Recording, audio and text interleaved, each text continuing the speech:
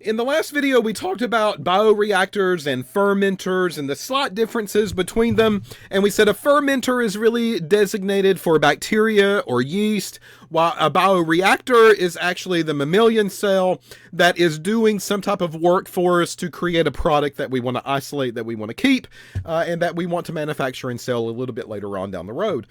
And we said that these bioreactors and these fermenters are often the very first step of the bioprocessing manufacturing steps, or the flowchart at least. And this is something that we called upstream. So upstream was, we are choosing a biological material. We're saying that's what we want to use. That's what's going to make what we want to make. And then we're going to grow that and we're going to take care of that and so forth. And that is the designation of the upstream category. So in this video, we're going to talk about the other half of the story, which is actually more than half, but that's called downstream. So what is downstream? Well, downstream is everything else. So that means you're going to harvest, you're going to test, you're going to purify, you're going to package.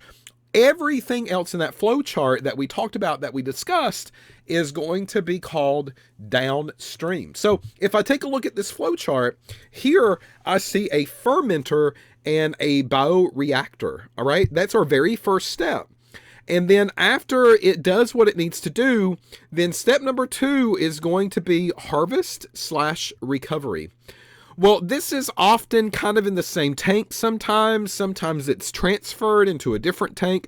But this is the second step of the flow process that we need to talk about. So this is actually where downstream begins to come in. Now, I will say that some people will draw a red line. Some people will draw a red line in the flow chart and they'll say that downstream is actually taking place after the harvest and recovery. And some people will include the harvest and recovery as part of the downstream process. I don't really care, but we're going to kind of show you what the textbook is going to basically define it as, and you're going to see that it's as confusing as what I just gave you as an answer. So let's talk about downstream. So first off, we are in the world of bioprocessing. Real cells are going to be making stuff that we're going to then use and sell and manufacture and package and sell to the consumer. So upstream is basically the material is selected and it's grown and we're getting bigger and bigger cultures. And then sooner or later, that tank or that colony is going to do something for us. The downstream process, like I said before, is kind of everything else. So the separation, the recovery, the purification, the formulation, the fill finish, all of that is part of the downstream process. So I want you to look at how they define this here. It is harvested, tested, purified, and packaged. That is what BioNetwork and BioWork is going to tell you as the definition of the downstream process. So keep that in mind. We're going to revisit that in just a minute when we look at a new modified flowchart. All right, so throw out a couple of words. Separation, recovery, purification, formulation, fill finish. And you're probably looking at those and like, what on earth do those mean? Well, we're going to go through the definitions of those terms so that way we can clear this up before we go a little bit further. So I first want to talk about separation. Separation basically means you are going to separate all the things that you don't want from the stuff that you do want. So there's different ways to do separation in the bioprocessing or biomanufacturing world. And we're going to talk about a few of those options. I've listed some here, but again, if you don't know what these are, we're going to revisit this a little bit later on. So centrifuge, chromatography, filters, blah, blah, blah, blah, blah, blah, blah, blah, blah. Okay, bottom line, you're going to have to separate. So you have a alphabet soup of stuff in the very beginning. How can we get the one letter out of the alphabet away from all the others? That is the separation step, all right? So if I can do this quickly and efficiently, I know that I'm going to get that one letter that I'm after, or in this case, one active ingredient that I'm after. And I also know that if I do this in a quick way, if I do this somewhat fast, and, I'm taking my time, but at the same time, I'm not going to be there forever, okay? I know that a purification step is going to have to happen next. So what that means is that if I'm looking at alphabet soup, A, B, C, D, E, F, G, H, I, J, K, L, M, N, O, P, O, Q, R, S, T, U, V, W, X, Y, Z. Can you do that fast? All of those letters are out there. All of those things are swimming in the bioreactor or the fermentation tank. If I want one little letter out of the entire lineup, okay, that one little letter I'm going to pull out. That is separating it from all the other stuff that I don't need. But there are times that a couple of extra little letters will come along, right? I might not be exact. I might not be perfect. There might be some transfer issues. We are all errors. We're not perfect. We're going to have errors every step along the way. So I know that the separation step is separation, but it is not a clear, clean, purified product. I'm just kind of taking the very first step to separate it from all the stuff that I don't want. That is the separation step. The purification step eliminates the impurities from what we call the bulk. So now what's happening is that I've got something that is mainly what I'm after, but there are impurities that are tagging along with it. And I want to take a couple of extra steps here, and I want to make sure that all the other letters of the alphabet don't come along with it. So all of the other stuff that might be in that pull down, well, I want rid of that. And there are, again, ways that we can do that in a manufacturing type of setting. I've listed two. Filtration can happen again. Chromatography can happen again. Whatever chromatography means. So we need to talk about that because it looks like it showed up twice now. And filtration showed up twice. So that's also going to be pretty important. So either way, it's going to be purified. I'm going to clean it up. I'm going to make sure that it is as clean as what I can get it in the manufacturing world. Number 3 is formulation. And formulation means it's going to take that clean product now and it's going to start to convert that into the consumer product. So this is one step in the right direction. How is the consumer going to take it? How is it going to be administered? What do we need to mix it with? How do we need to formulate this stuff? That's what this is all about in order to get it to where it needs to go. Number 4 is fill finish. And fill finish just basically means now that I've got this product, I'm going to put this product into a container. What is it going to be held in? Is it going to be in a bottle? Is it going to be in a syringe? Is it going to be in some type of packaging? Where is it going to go? How is it going to end up? That is the fill finish part of the manufacturing process. And then finally, number 5 is packaging. And packaging is basically the final product as it's seen to the consumer. So is it going to be sold in a box? Does that box have a label on it? Is that a kind of branding type of label or branding type of packaging? What's going to be there that the end consumer is going to see, touch, feel, and maybe utilize in some form or in some fashion? So all of these steps is downstream. Okay. And as you can kind of compare and contrast now, if I go back to this flow diagram and I'm looking at fermenter and bioreactor, this is where things are grown. This is where maybe that active ingredient is being produced. I then need to recover it. I need to purify it. I need to formulate it. Well, sterilization I didn't talk about. We'll talk about that later. Fill finish. And then anything else after the fill finish before it gets to the product step. Okay, the freeze drying step we've not talked about either. We'll talk about that a little bit later. Okay, upstream is the green block. Downstream looks like it's pretty much everything else. Harvest, tested, purified, and packaged, right? So if I go back to the flow diagram, it says upstream processing refers to the first step in which the biomolecules are grown, usually by bacteria or mammalian cell lines in bioreactors. Okay, so we talked about that. Why is he going on and on and on about this crazy stuff? Okay, well look, here's upstream, ta-da, right there, fermenter, bioreactor.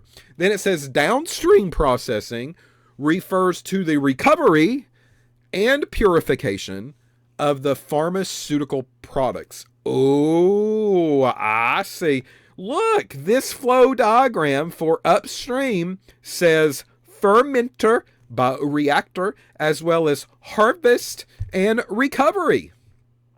But the downstream definition says refers to recovery and the purification of pharma biosynthetic products. All right, well, definitely here, there is a dividing line. Definitely right there. This for sure is downstream. The purification, the formulation, the sterilization. Look, they left off fill finish in the flow chart, but fill finish was actually part of this part, downstream processes, blah, blah, blah, blah, blah, blah, blah. Fill finish is right there in the very end. So it's very confusing. They don't really kind of clarify what is what, how do they define it? And that's because there's like weird little fence lines that happen here where sometimes it is this and sometimes it's not, and sometimes it is this and sometimes it's not. All right, so for us, we can say that upstream definitely is the fermenter and bioreactor step. Absolutely. The harvest and recovery sometimes can take place in the same tank. Sometimes it's transferred over and it takes place somewhere else. But the harvest and recovery part is gathering the ingredient that we are after in the manufacturing process from the very beginning. So very often, not until we get that ingredient do we do downstream processes here. So that is now taking this, separating it, but also purifying it, putting it into the formulation, sterilizing it if needed, and then sooner or later go into the packaging part of the manufacturing process. So up and downstream are very important, folks. Those are two definitions that you have to know. Upstream is basically the very first step, and then downstream is, you can kind of say everything else after that. So the testing, the purification, the packaging, I will give you credit for that. That is a correct answer. So those products, whatever products that those are, that you are cleaning, that you are separating, that you are packaging, they had to come from somewhere. And that somewhere is either going to be fermentation, which is from yeast or bacteria, or natural sources. And those are going to be plant or animal cells that we can bring into the mix, and we can have them to make an active ingredient that we want to use, or a product that we want to use in some form or in some fashion. All right.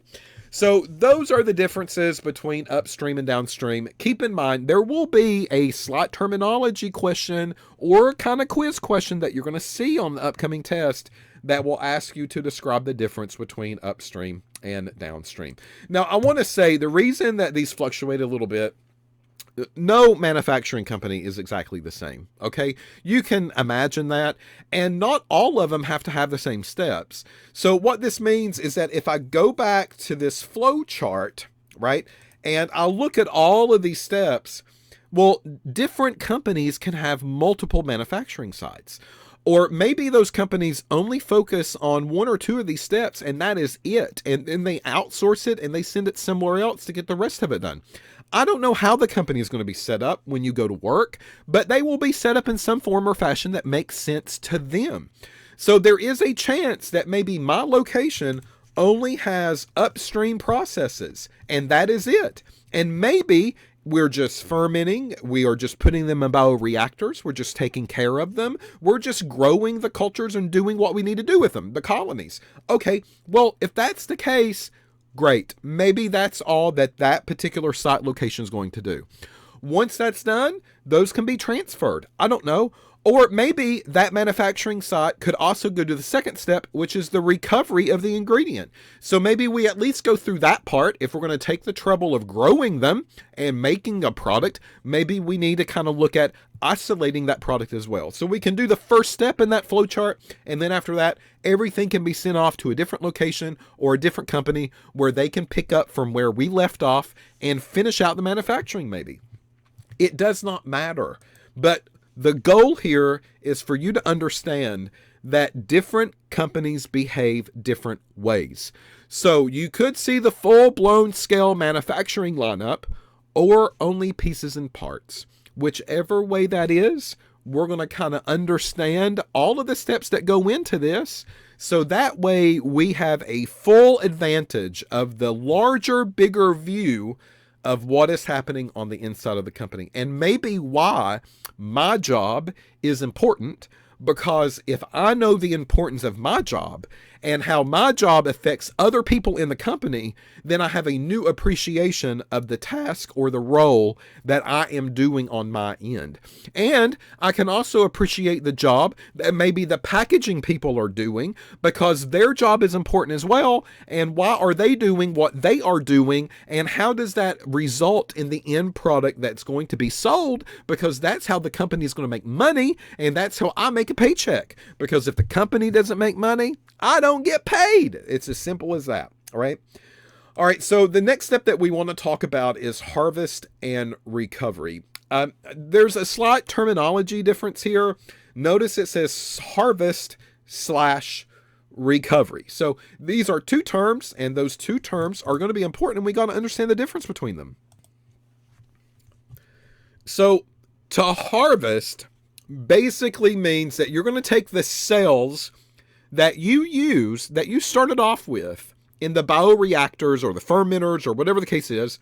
You're going to take those cells, and those are now probably spent. They're probably dead. They probably have no more use. Who knows? But we're going to have to take those cells and isolate them. We're going to have to get them away from all of the other stuff that they are now mixed in with in those big old vats. So that is what we call harvest. We're going to go through and we're going to harvest those cells, and we got to do something with them. All right. If we can reuse them, we'll reuse them. If we can't, we can't. If we've got to throw them away, if we've got to put them into a waste, then that's what we'll do with them. But harvesting those cells have to be done first. We got to get rid of all of that sludge that we do not need further on down the manufacturing line. So harvesting is very important. Well, okay, this is where the weird upstream and downstream kind of comes in, because upstream is all about those original colonies, those cultures, the material that we are using to make that pharmaceutical ingredient. All right, because we are harvesting, because we're still nestled in that world with those original things that are producing the stuff that we want, that is in a way connected to upstream processes, because that's what upstream was all about. It was all about where we start, how do we take care of that, how would you keep them alive, and how do we grow them and have them spit out this active ingredient that we need. Well, the recovery part is all about the actual product now. So I'm going to harvest those cells, and I'm going to do something with them. That is the term of harvest. And then I'm going to recover what they have made. And what they have made is the active ingredient that we are after from the very first step. That's what started all of this anyway, because they were able to make something that was going to be a little bit better, a little bit faster than how I could make it in a lab using a traditional Tracy synthesis route, right? So recovery is all about the product, and harvest is all about the cells that made that product. So recovery, it says, you are going to retrieve the protein or the product from the broth, from the cells, or from any of the fragments if those cells kind of break down or they do something weird in the middle of making this product. Again, it's alphabet soup. How do we get rid of all the letters? And that way I get that one letter that I'm after and not the rest of them. So this harvest / recovery step is going to use a centrifuge sometimes, filtration sometimes, or maybe both. That's what this is all about. Separation. And these are the two easiest ways that we can separate. So we can put things into a centrifuge and spin them down like your washing machine at home. Or we can send them through a filter and clean up all of the sludge. And that way only some of that stuff can go through, and we don't have to worry about that part that we don't want because filtration is taking care of it for us. That is the harvest / recovery step.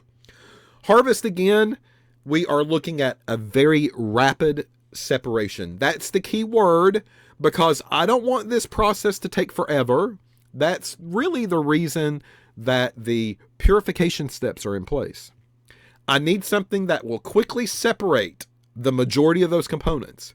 I'll worry about all the other crud later, but right now we need something quick, something that can separate the majority of the stuff out of there, so that way I only have what I'm after plus some remnants of some other things. The very first step, most of the time in the harvest, is going to be called a clarification step. So think of this as like you are getting a very cloudy water sample. And I say, drink this. And you're going to look at me and you're going to say, what? You're crazy. I'm not going to drink that cloudy, muddy water. Okay, well, if you send it through a filter, then you can maybe clear up some of that cloudiness that was in that water that I gave you. Some of that mud, some of that whatever kind of sediment that made it cloudy and ugly and disgusting, like you're never going to drink it, some of that stays out of the sample through the filtration process. That's why we filter. So you are ending up with a filtered product that's a little bit cleaner now. Not totally clean, but at least a step in the right direction. That is a very fast process, and that very first fast process is typically called the clarification, right? So this is our way of getting the sludge, some of the bigger stuff out of that sample, and then we're dealing with smaller pieces, smaller fragments that we've got to worry with a little bit later in more detail. So the step here, it says large, separates the large fragments from all of the other smaller stuff that we do not want to worry with later on in the process. All right. So this is like a pre-cleanup stage. That's what that first round is all about. All right. So there's kind of our idea of a harvest.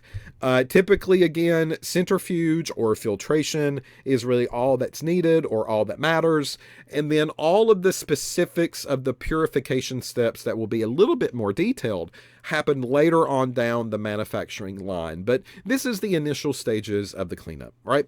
That way, this larger stuff does not come in contact or does not cause problems later on down the line for somebody else. It says depth filtration is the most common.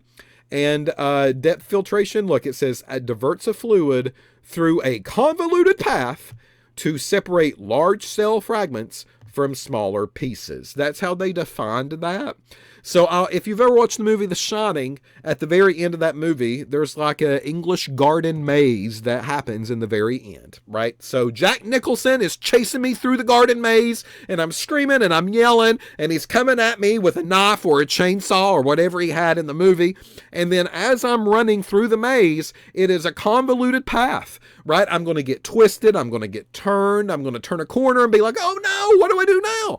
So this convoluted path is actually the way that some of this filtration step is performed, because the larger molecules get lost in that and the smaller molecules can go through. So if I was a really tiny molecule, what could happen is that I'm going to be like, you know what? I'm not going to run through the maze. What I'm going to do, I'm much smaller. I'm just going to get on all fours and I'm going to crawl very quickly up underneath all of the maze turns and pivots.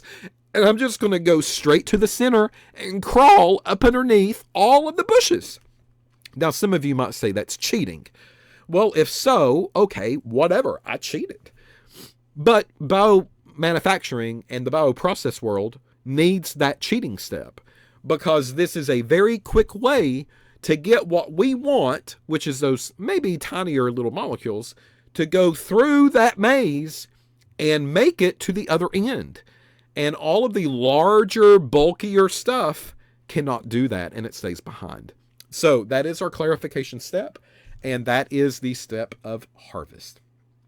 All right, so in the next video, we're going to pick up from there, and we're going to talk about purification. Once these things get separated from all the junk, how do we purify it, and how do we make sure that it is as good as it can get? So that's where we'll pick up in the next video. Again, come back and see me. I'm not quite done. I'm far from it.